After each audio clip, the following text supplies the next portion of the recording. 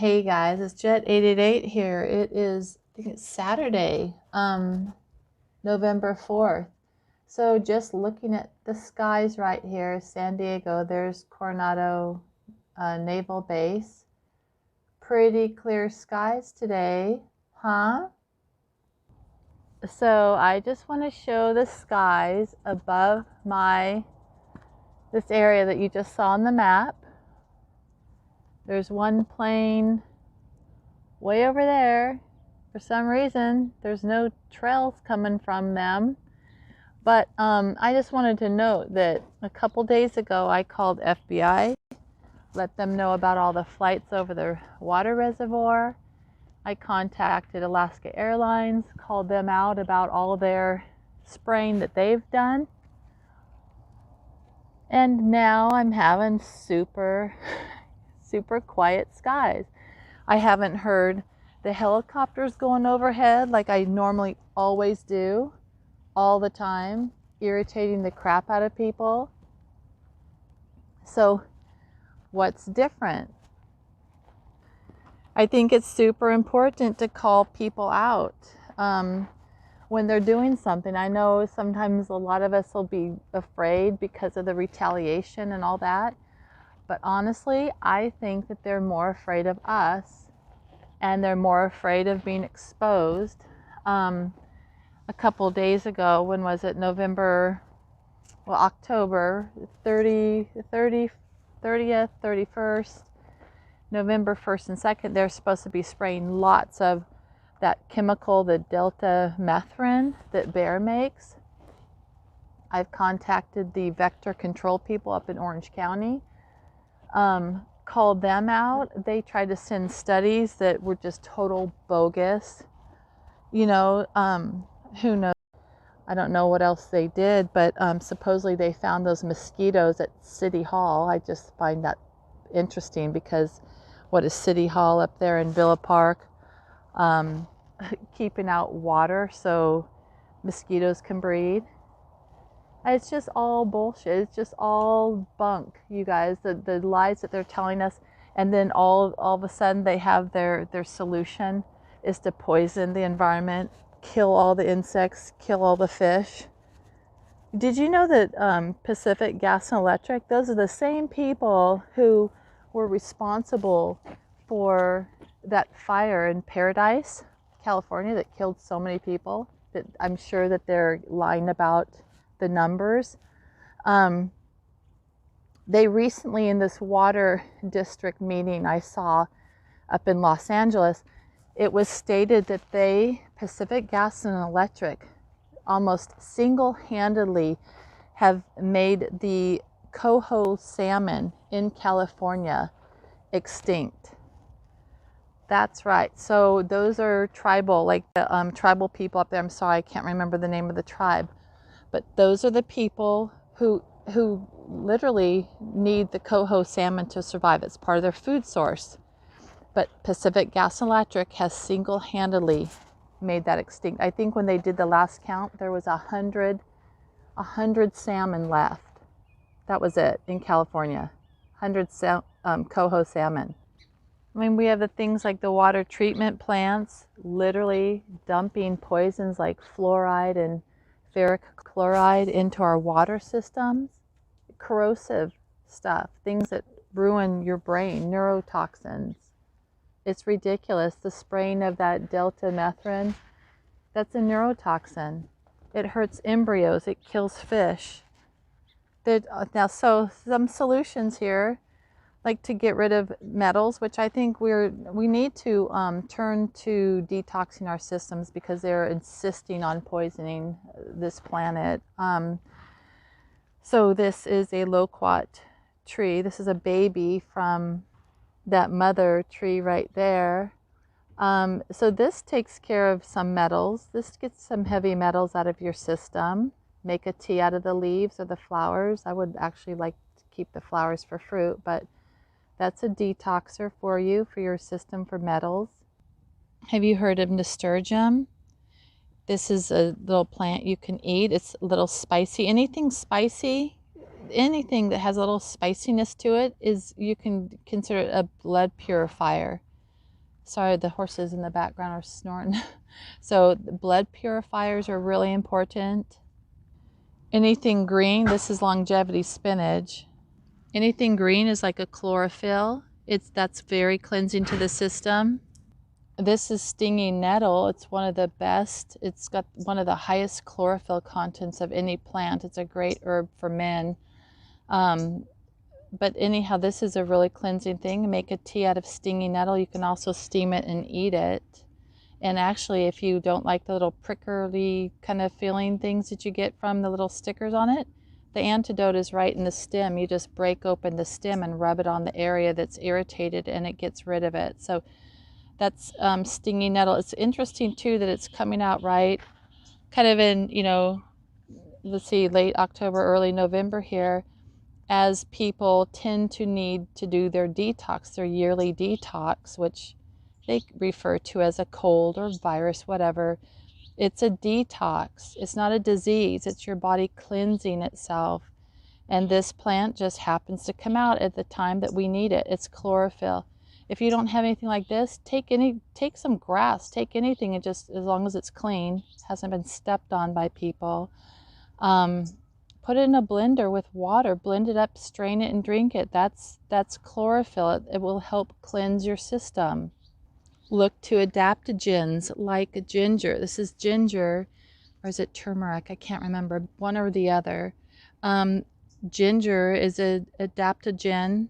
Those help regulate your system. Medicinal mushrooms like turkey tail or shiitake happen to be adaptogens. If something's high, like blood pressure, it'll make it go low. If something's low, it'll help lift it.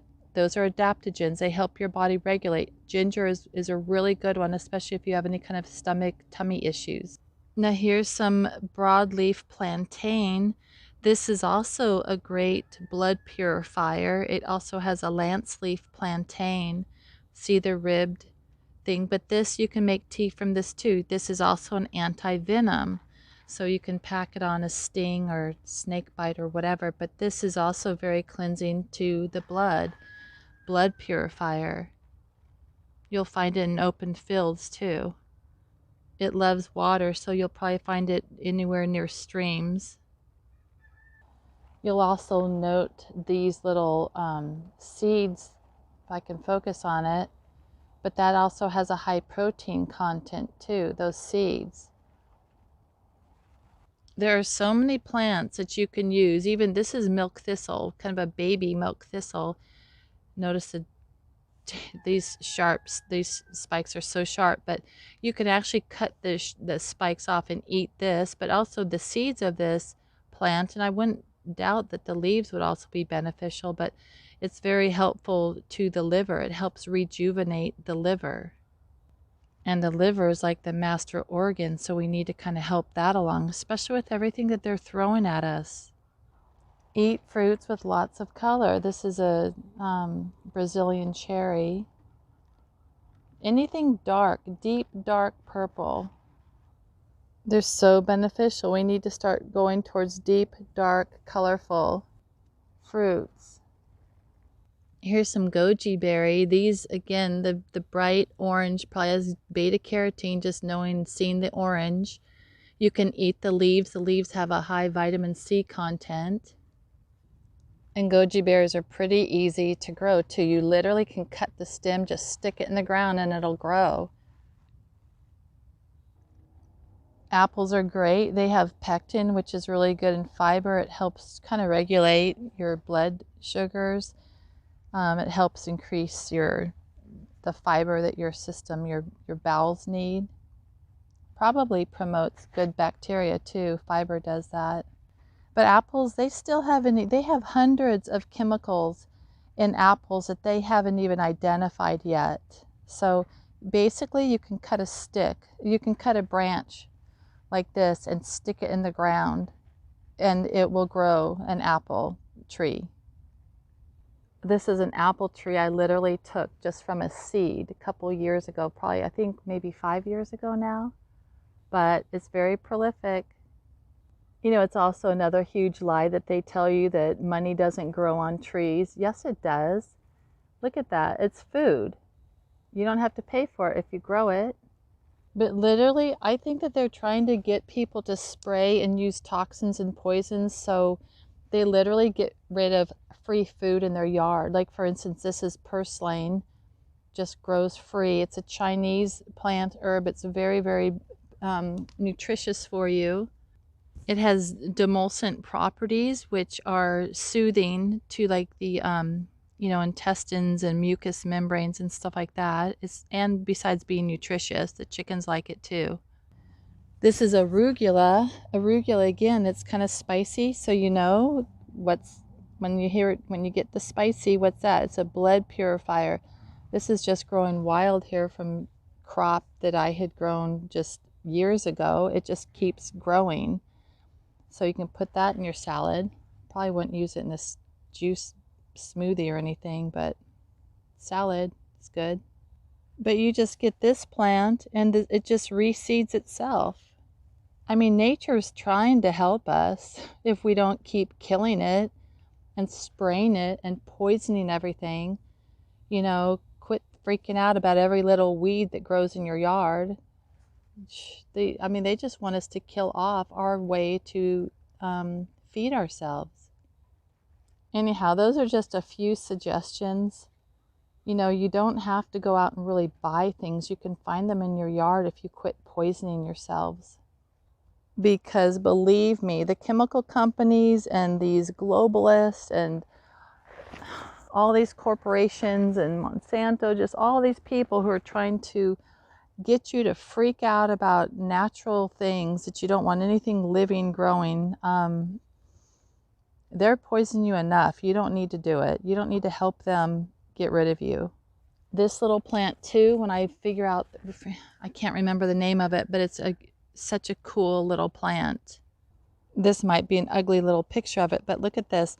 This is like a leaf that just landed on the ground in the pot here, and these little babies are coming from it. Now I can tell just by tasting this, it's a demulcent, which means it's soothing to the mucous membranes, and it's got vitamin C in it. I can taste it because it's like a tangy, lemony taste. Here's an example of a more mature plant that I got just about, I don't know, a couple months ago maybe.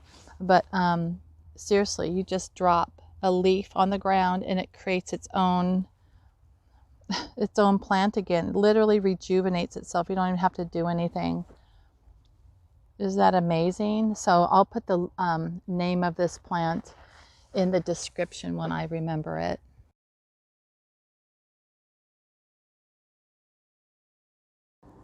So here's another plant, Solanum, how do you say it, nigrum. It's turkey berry, they call it. Now, a long time ago, I had an herbalist tell me that these things were really toxic. But, you know, I kept, when I ate the berries, they were so good, and I couldn't imagine that something that tastes so good was toxic. So I actually went inside and grabbed one of the studies, and I'm going to read some of it to you guys from this. But okay, so this is actually what they consider a hepatoprotective. So it protects the liver, which again is the master kind of cleanser, detoxer organ. So it is an antioxidant, an anti-inflammatory, anti-carcinogenic, which is anti-cancer, hepatoprotective, so it protects the liver. It's detoxifying, antioxidative enzymes. So it probably is protective because of the oxidative enzymes it has.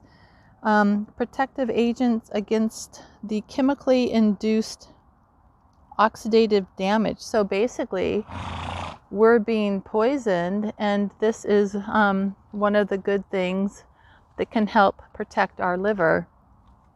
Hopefully it's so bright out here. Sorry. Hopefully it's clear. What else? It's a free radical scavenger.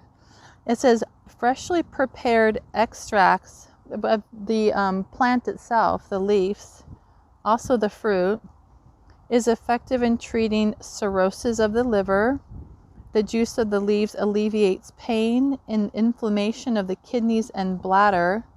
And it's also a, what was it called? A cardialgia,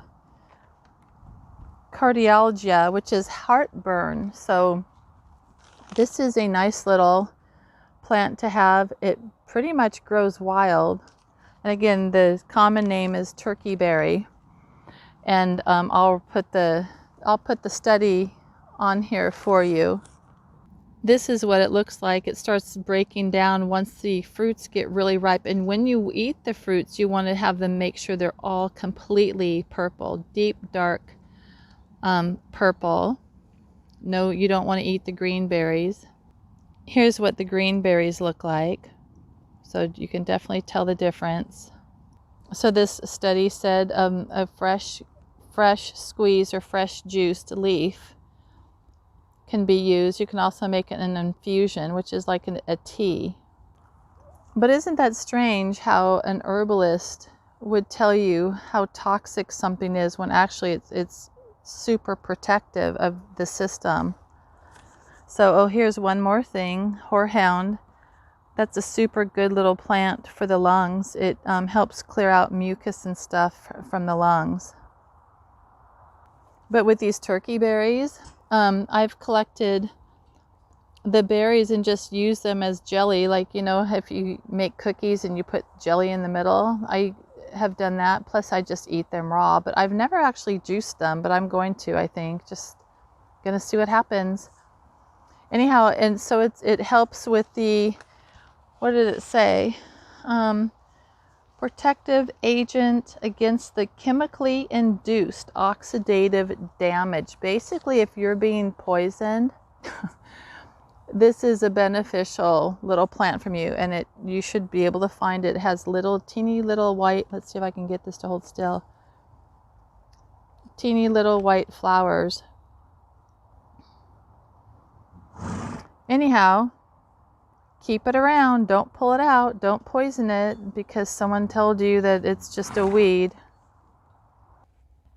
And then you have trees that are pretty much all over the place, like this olive tree. You can boil these leaves and it gives you oleoropin, which is really beneficial. If you just make teas or juices every day, just a little bit every day, it'll help detox your system and give your body the cells and nutrients it needs to help support itself. And nature, just like your body, wants to be healthy. It will seek to be healthy. It's not an enemy of itself. Everything it does is try to protect the organism, which would be you. So let's just start turning back to what's more natural and stop helping them or allowing them to poison us. Start speaking out before they destroy everything we have that keeps us healthy. Okay, guys, that's it for today. Have a good day. Okay, so I just have to say I did speak a little too soon, I guess, this morning. Later in the afternoon because our little friend, the San Diego Police Department, the 707 SD, someone's just starting their little engine, is flying all around right now. I can hear them. And I see some little sprays. So let me see. I'm going to take this off, see if you can hear the helicopter. Can you hear it? So they are literally flying in circles overhead here right now. Well, it was a really good day for a little while, and I like to have thought that something I said did get them out of the air, but at least they're not over the water, right? At least that. So they've been flying for an hour, because here's the time right now. So, and like always, they always come out of the Montgomery Gibbs Executive Airport. That's where a lot of these troublemakers stem from. So they're flying up there. I'm not sure if you can see it because I can't really see the phone. It's too bright. But there they are.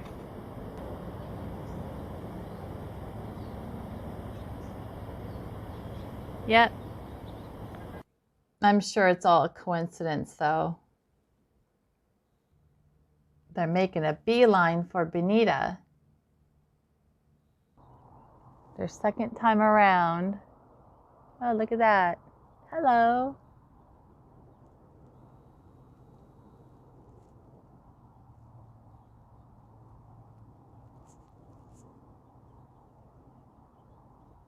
Anyhow, don't let that ruin your day, and just go ahead and turn towards those green protective plants despite them. Okay, guys.